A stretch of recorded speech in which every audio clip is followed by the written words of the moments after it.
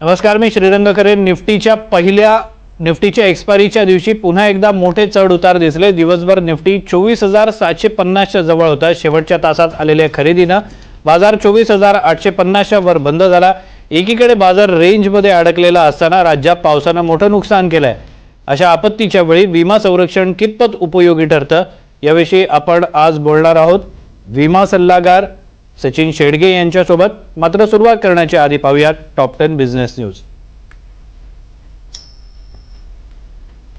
Monthly एक्सपायरीच्या दिवशी शेवटच्या अर्ध्या पाऊण तासात आलेल्या जोरदार शॉर्ट कव्हरिंगच्या जोरावर निफ्टी 24,850 च्या वर बंद झाला. गुरुवारी निफ्टी 81 अंकांनी तर सेन्सेक्स 320 अंकांनी वधारला.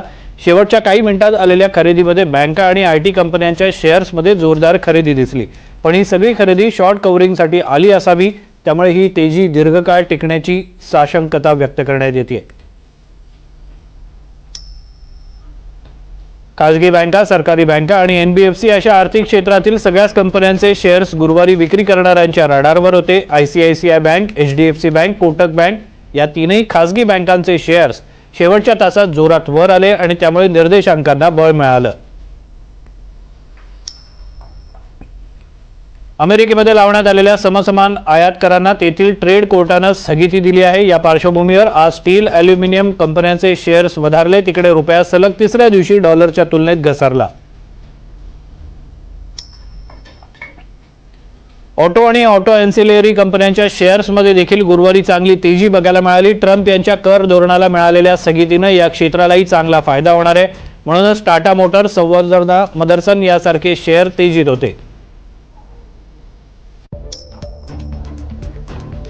इंडसइंड बँकेच्या माजी सीईओंसह 5 जणांवर शेअर बाजारात गुंतवणूक करण्यावर बंदी घालण्यात आलेली आहे. सेबीने घेतलेल्या या निर्णयानंतर गुरुवारी इंडसइंड बँकेचे शेअर वधारले. सेबीने ज्यांच्यावर कारवाई केली ते सगळेजण इंडसइंड बँकेच्या व्यवस्थापनातून आधीच बाजूला झालेले आहेत. या 5 जणांनी डेरिव्हेटिव्ह ट्रेडिंगमध्ये बँकेला झालेला 2,450 कोटींचा नफा तोटा लपवल्याचं ऑडिटमध्ये उघड झालेलं आहे.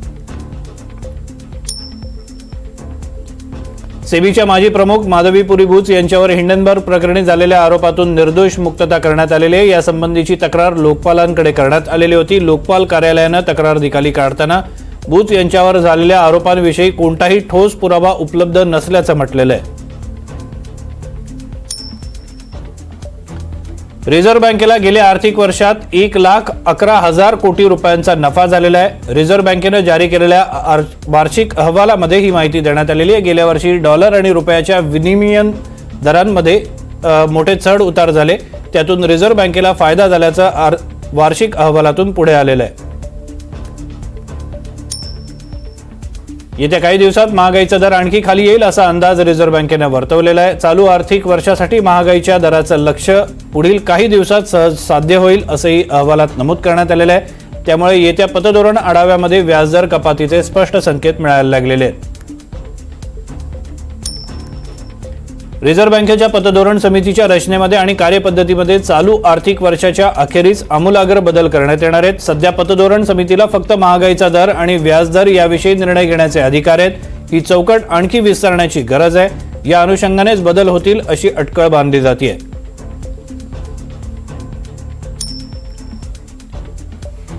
अमेरिकेने सरकारी खर्चावर नियंत्रण आणण्यासाठी विशेष नियुक्ती देण्यात आलेल्या इलॉन मस्क यांनी सरकारी खात्यातील राजीनामा दिलेला आहे. सरकारी खर्च कपातीसाठी जेवढं करणं शक्य होतं ते केलेलं आहे. आता आयुष्यात पुढे जाण्याची वेळ आलेली आहे असं मस्क यांनी राजीनाम्यात म्हटलेलं आहे.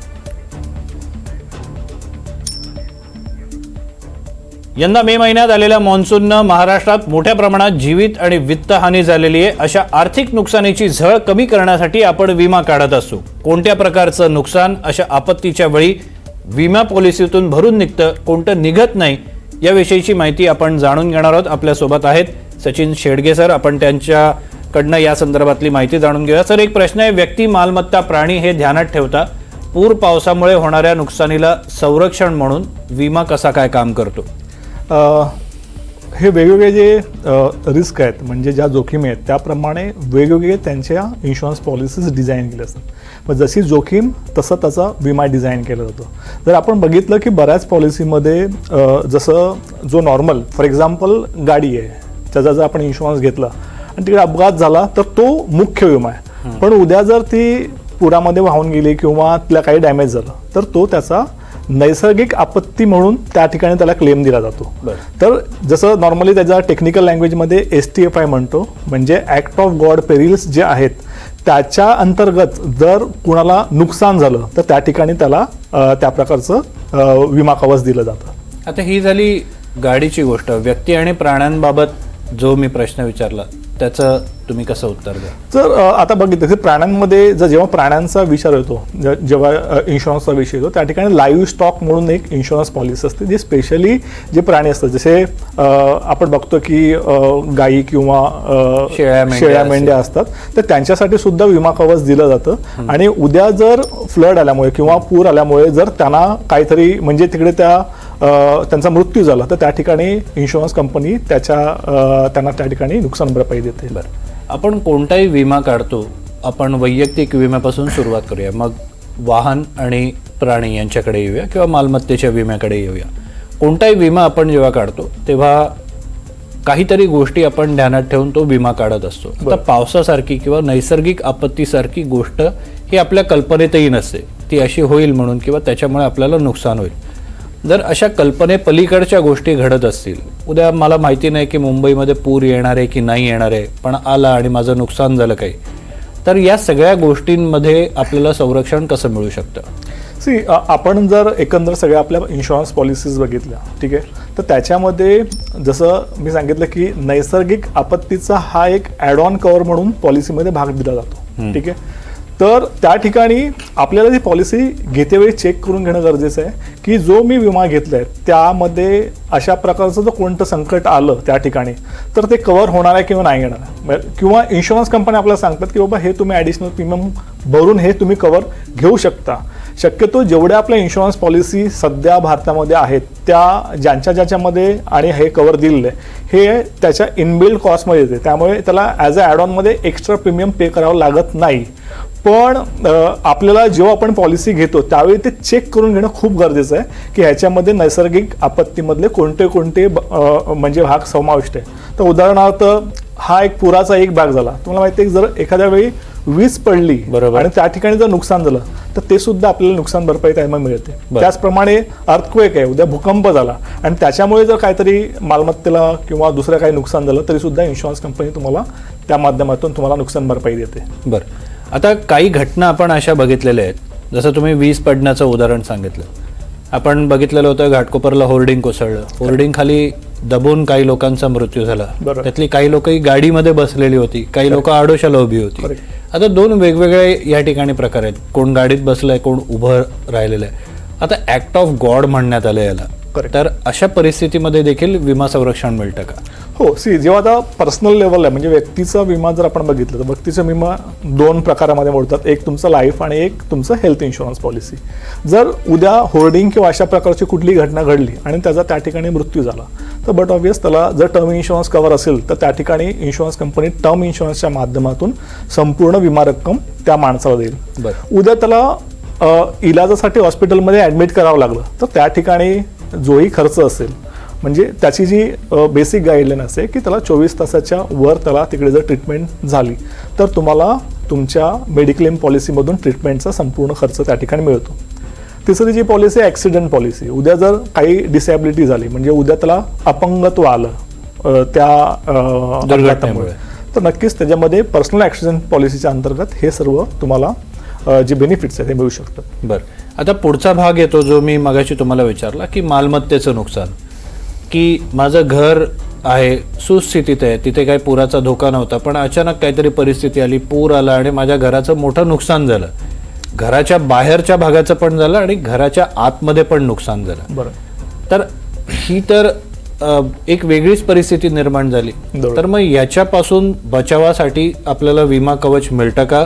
आणि आपण जे घरासाठी जे विमा संरक्षण घेतलेलं असतं त्याच्यामध्ये ही गोष्ट समाविष्ट असते का? नक्कीच. जेव्हा आपण घराचा विमा घेतो तर त्याच्यामध्ये आपल्याला नेमकं काय काय मिळतं, तर सगळ्यात पहिली मोठी रिस्क कोणती आहे, जर उद्या काही शॉर्ट सर्किट झाले आणि त्यामुळे आग लागली तर त्याच्यामुळे जे होणारं नुकसान आहे तर ते आपल्याला मिळणार. त्याच्या व्यतिरिक्त जर उद्या पूर आला किंवा सायक्लॉन आला, ठीक आहे, आणि त्या ठिकाणी घराला नुकसान झालं किंवा फ्लडमध्ये पाणी आतमध्ये गेलं आणि आतमधलं काही डॅमेज झालं, फर्निचर डॅमेज झालं किंवा बाकी कुठल्या गोष्टी डॅमेज झाल्या. बऱ्याच वेळा आपण बघतो की कंपाऊंड वॉल्स असतात आणि त्या फ्लडमध्ये ते पडतात संपूर्ण. तर संपूर्ण जर त्या ठिकाणी आपण ते कवर घेतलं असेल तर त्या ठिकाणी ते बेनिफिट तुम्ही घेऊ शकता. आणि साधारण ज्या आपल्या भारतामध्ये पॉलिसीज आहेत त्या सगळ्या पॉलिसीजमध्ये नैसर्गिक आपत्ती ही समाविष्ट केलेली आहे आणि त्या ठिकाणी तुम्हाला अशा प्रकारचे क्लेम घेऊ शकता. त्याचप्रमाणे जर आपण विचार केला तर ज्या सोसायटीज आहेत, आपण बघितलं शहरामध्ये खूप साऱ्या सोसायटीज आहेत आणि बायलॉज प्रमाणे इन्शुरन्स घेणे हे बंधनकारक आहे. म्हणजे त्यांचं विमा घेणं हा बंधनकारक हा कायदा आहे. बऱ्याच लोकांना माहिती नसतं की सोसायटीसाठी ते इन्शुरन्स घेणे गरजेचं आहे. आपण बघतो की सोसायटीजमध्ये बरेच बेसमेंट्स वगैरे असतात आणि त्या ठिकाणी बरेचसे त्यांच्या मशिनरी किंवा इलेक्ट्रिक बोर्ड किंवा ह्या सगळ्या सामुग्री आतमध्ये असतात. उद्या जर ते पुराचं पाणी त्यात गेलं तर त्याला सुद्धा ते कव्हर करू शकतो. म्हणजे सोसायटीजला सुद्धा आपल्याला हे कॉम्प्रिहेन्सिव्ह कव्हर घेऊन त्या सोसायटीला तुम्ही प्रोटेक्ट करू शकता. बरं, आता सगळ्यात कॉमन फॅक्टर जो असतो तो म्हणजे पुरामध्ये गाडी वाहून जाणं. आणि अनेकांना हे माहिती नसतं की आपल्या गाडीला पुरापासून संरक्षण आहे की नाही. हल्ली अनेक लोक घेतात पण तरी अनेकांना माहिती नसतं कारण त्या भागात पूर आलेलं नसतं. हल्ली आपण बघतोय की क्लायमेट चेंजमुळे कुठेही पूर येतोय.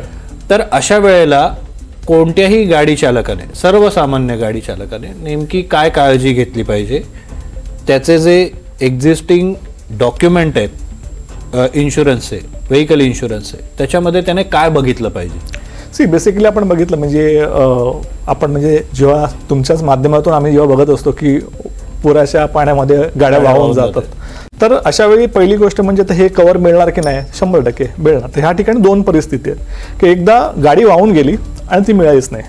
तर अशा पद्धतीने जेव्हा अशी कुठली गोष्ट होते त्यावेळी तुम्हाला नजदीकच्या पोलीस स्टेशनमध्ये तुम्हाला ती कंप्लेंट करावी लागणार आहे की बाबा असं असं पुरामध्ये माझी गाडी वाहून गेली आणि सापडत नाही. तर त्याच्यासाठी स्पेशली त्याच्यावरती GR सुद्धा आहे गव्हर्नमेंटचे. बाबा अशा केसेस तुम्हाला इन्शुरन्स कंपनीने तुम्हाला क्लेम सेटल करून द्यावं लागतील. त्याचप्रमाणे दुसरी गोष्ट अशी आहे की जर ती वाहून गेली, सापडली, पण बऱ्याच वेळा त्यात पाणी आतमध्ये जाऊन ती टोटल लॉस होण्याची शक्यता आहे. तर जर ती रिपेअर करण्यासारखी असेल तर तुम्हाला रिपेअर करण्याचा संपूर्ण खर्च हा इन्शुरन्स कंपनी देईल. किंवा त्या गाडीचा रिपेअरिंग कॉस्ट ह्या त्या जी IDV आहे म्हणजे पॉलिसीमध्ये जी व्हॅल्यू आहे तिच्या 75% वर गेली तर ती टोटल लॉसमध्ये गाडी काढली जाते. म्हणजे तुमच्या इन्शुरन्समध्ये जी अमाऊंट आहे ही संपूर्ण अमाऊंट इन्शुरन्स कंपनी तुम्हाला त्या ठिकाणी नुकसान भरपाई म्हणून देते. एक महत्त्वाचं लक्षात काय ठेवायचं या ठिकाणी की जेव्हा फ्लड येतं तेव्हा त्यावेळी बऱ्याच वेळा तुम्हाला माहिती आहे की दोन प्रकारच्या पॉलिसी आहेत. एक 0 डे पॉलिसी आहे आणि एक आपली साधी कॉम्प्रिहेन्सिव्ह पॉलिसी आहे. तर बऱ्याच फ्लड आल्याच्यानंतर काय होतं, पाणी जर त्या वाढलं असेल तर बऱ्याच वेळा आपण काय करतो, ती स्टार्ट करावं जातो आणि त्यावेळी असं होतं की तुमचं इंजिन सीज होण्याचे चान्सेस आहेत. आणि एकदा का गाडीचं इंजिन सीज झालं तर हा खर्च खूप मोठा असतो. आता माझ्या बघा ह्याच्यामध्ये असं आहे की जर तुमची इंजिन प्रोटेक्शन म्हणून तुमचा जर कव्हर त्या पॉलिसीमध्ये असेल तर तुम्हाला अशा प्रकारचे क्लेम मिळतील. जर इंजिन प्रोटेक्शनचं ॲड ऑन कव्हर तुमच्या पॉलिसीमध्ये नाही आहे तर हा जो खर्च आहे किंवा हा जो क्लेम आहे हा इन्शुरन्स कंपनी तुम्हाला देत नाही. हा खूप महत्त्वाचा मुद्दा आहे. मग अशा वेळी प्रश्न निर्माण होतो, मग अशा वेळी करायचं काय? तर सिम्पल बाबा, गाडी जर पाण्यात अडकली आणि जर पाणी थोडं ओसरू द्यायचं, नाही ओसरलं तर तुम्हाला ती गाडी टो करून तुम्हाला त्या कॅशलेस गॅरेज किंवा त्या जवळच्या गॅरेजमध्ये जाऊन तिला रिपेअर करायची आहे. तर अशा वेळी तुम्हाला कॉम्प्रिहेन्सिव्ह जी पॉलिसी आहे त्याच्यामधून सगळा जो नुकसान भरपाई मिळते तुम्हाला. बरं, आता तुम्ही हा मुद्दा काढलात म्हणून मला प्रश्न विचारायचा आहे, कोणकोणत्या गोष्टी अशा असतात की या सगळ्या कव्हरमध्ये समाविष्ट नसतात, लोकांना माहिती नसतात, आणि ज्या माहिती असणं गरजेचं आहे, कोणत्या गोष्टी समाविष्ट आहेत, कोणत्या गोष्टी समाविष्ट नाही आहेत? आपण एकंदर सगळ्याच इन्शुरन्सचा विचार करतोय. तर मी एक जनरल तुम्हाला त्याच्यावरती उत्तर देतो. मी कुठलं एक स्पेसिफिक व्हेकल किंवा अशा गोष्टीचं या ठिकाणी मी सांगत नाही. तर नॉर्मली जर प्रॉपर्टी किंवा बाकीच्या गोष्टी बघितल्या तर सगळ्यात पहिलं म्हणजे विलफुल, म्हणजे काहीतरी जाणून बुजून तिकडे आपण काय केलं असेल तर तशा पद्धतीचं कोणताही क्लेम मिळत नाही. नेग्लिजन्स म्हणजे निष्काळजीपणा काय केला असेल तर त्या ठिकाणी सुद्धा इन्शुरन्स कंपनी आपल्याला क्लेम पे करत नाही. आता हल्लीच युद्धाचं वातावरण होतं, त्या वातावरणामध्ये जर काही डॅमेज झालं असतं तर युद्धाचं जी रिस्क ही इन्शुरन्स कंपनी कव्हर करत नाही. अच्छा. त्याचप्रमाणे न्यूक्लिअर रिस्क, जर न्यूक्लिअर वेपन्समुळे काही झालं किंवा रेडिओ ॲक्टिव्हमुळे जर काही डॅमेज झालं तर ते सुद्धा इन्शुरन्स कंपनी तुम्हाला कव्हर करत नाही. जर आपण उद्योगधंद्यांच्या बाबतीत बोलायला गेलो तर तिकडे ब्रेकडाऊन्स असतात, म्हणजे मेकॅनिक ब्रेकडाऊन झालेस तर त्यामुळे त्या ठिकाणी सुद्धा इन्शुरन्स कंपनी तुम्हाला क्लेम पे करत नाही. त्याचप्रमाणे पोल्युशन कव्हर असेल किंवा मग तुमचं पोल्युशन कव्हर म्हटलं त्यानंतर मग दुसरं जर एक्सक्लुजन्स बघायला गेलं तर गाडीच्या ज्या बाबतीत सांगायला गेलो तर गाडीच्या बाबतीत जर बोलायला गेलो तर तुमच्या त्या ठिकाणी जर व्हॅलिड लायसन्स नसेल किंवा RC बुक तुमचं प्रॉपरली हे नसेल किंवा तुमचं जे फिटनेस सर्टिफिकेट आहे ती जर प्रॉपरली व्हॅलिड नसेल तर अशा पद्धतीमध्ये तुम्हाला इन्शुरन्स कंपनी क्लेम करते. म्हणजे प्रत्येक इन्शुरन्स पॉलिसीचे वेगवेगळे एक्सक्लुजन्स आहेत. जेव्हा आपण पुढे जाऊन पर्टिक्युलर त्या सब्जेक्टला आपण हात टाकू त्यावेळी त्या पर्टिक्युलर प्रोडक्टमध्ये किंवा त्या सब्जेक्टमध्ये काय नेमकं मिळत नाही त्याच्यावरती सविस्तर आपण चर्चा करू. बरं, आता ही सगळी माहिती मिळणार कुठनं? कारण अनेकांना खूप साऱ्या गोष्टी माहिती नसतात. ती माहिती मिळवायची कशी? नाही, जेव्हा म्हणून आपण आपल्या अगोदरच्या शोमध्ये पण आपण सांगितलं की जेव्हा कोणत्याही प्रकारचा तुम्ही इन्शुरन्स घ्यायला जाता त्यावेळी तुम्ही तुमच्या विमाधारकाला किंवा तुम्ही जिथूनही इन्शुरन्स घेता त्यात पहिला प्रश्न तुम्हाला विचारायचा की बाबा ही पॉलिसी घेतोय तर मला ह्याच्यामधून काय काय गोष्टी मिळणार नाहीत त्या मला अगोदर सांग. की बऱ्याच वेळा असे ॲडवायझर आहेत की त्यांनाच माहिती नसतं की त्या पॉलिसीमध्ये नेमकं मिळणार नाही. जेव्हा तुम्ही हा राईट प्रश्न विचारता आणि समोरचा इन्शुरन्स कंपनी किंवा जो विमा सल्लागार आहे ह्याचं जेव्हा योग्य उत्तर देतो त्यावेळी तुम्हाला कळतं की बाबा हा एक्सपर्ट आहे फील्डमधला आणि जेव्हा त्यावेळी ह्या सगळ्या गोष्टी सांगेल त्यानंतर समजायचं की ह्याच्या व्यतिरिक्त सर्व गोष्टी तुम्हाला विम्याच्या अंतर्गत मिळू शकतात. बरं, हल्ली एक काय होतं की पाऊस आला की सगळ्यात मोठी अडचण असते ती म्हणजे गॅजेट्सची. मोबाईल आपल्या खिशात असतो, लॅपटॉप आपल्या सोबत असतो. पाऊस आला, मोठा पाऊस आला की मोबाईल आणि लॅपटॉप दोन्ही भिजतात, खराब होतात.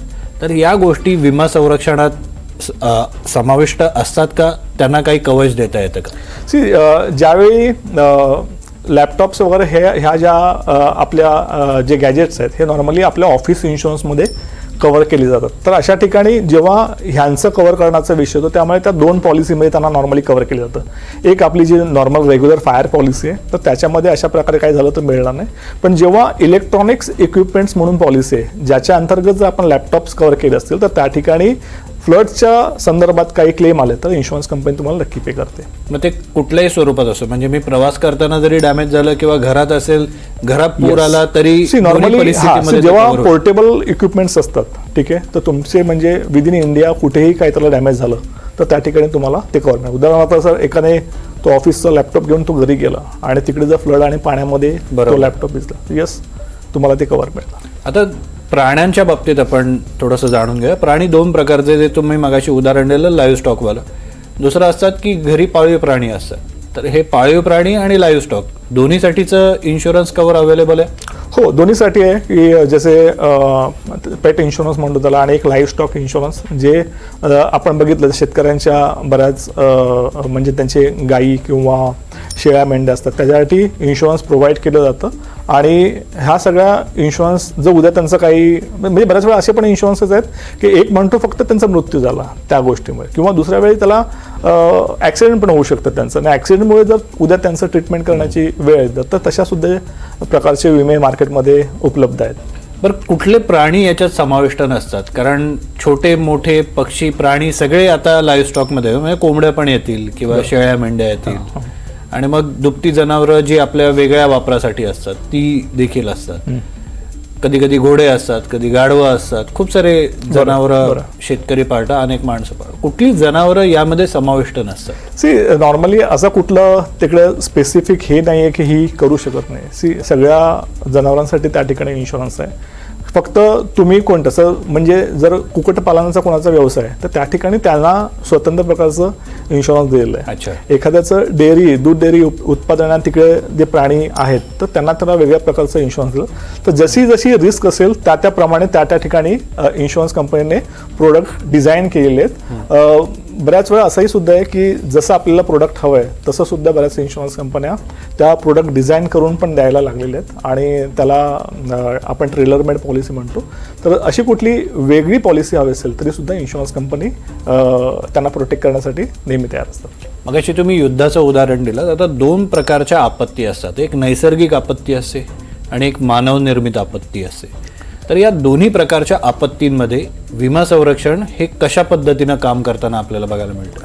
सो नैसर्गिक आपत्तीमध्ये जसं सांगितलं की एक आहे तुम्ही म्हणताय की मानव निर्मित किंवा आणि दुसरं म्हणताय नैसर्गिकमध्ये आपण बघितलं की जसं फ्लड, पूर, वादळ ह्यासारख्या भूकंप असतात हे आपण त्याच्यामध्ये कव्हर केलं जातं. आणि बाकी ज्या मानवनिर्मित आहे, उदाहरणार्थ एखादी फॅक्टरी आहे, ठीक आहे, त्या फॅक्टरीमध्ये त्यांचं प्लांट अँड मशिनरी आहे, त्यांची बिल्डिंग आहे किंवा त्यांचा स्टॉक आहे, ठीक आहे, आणि तिकडे एखादा शॉर्ट सर्किट झाला आणि शॉर्ट सर्किटमुळे जर ती आग पसरली, ठीक आहे, आणि तिकडे नुकसान झालं तर तिकडे त्यांना तो विम्याचं नुकसान म्हणजे त्याचं नुकसान आहे प्रॉपर्टीचं ते त्या विमा माध्यमात मिळणार.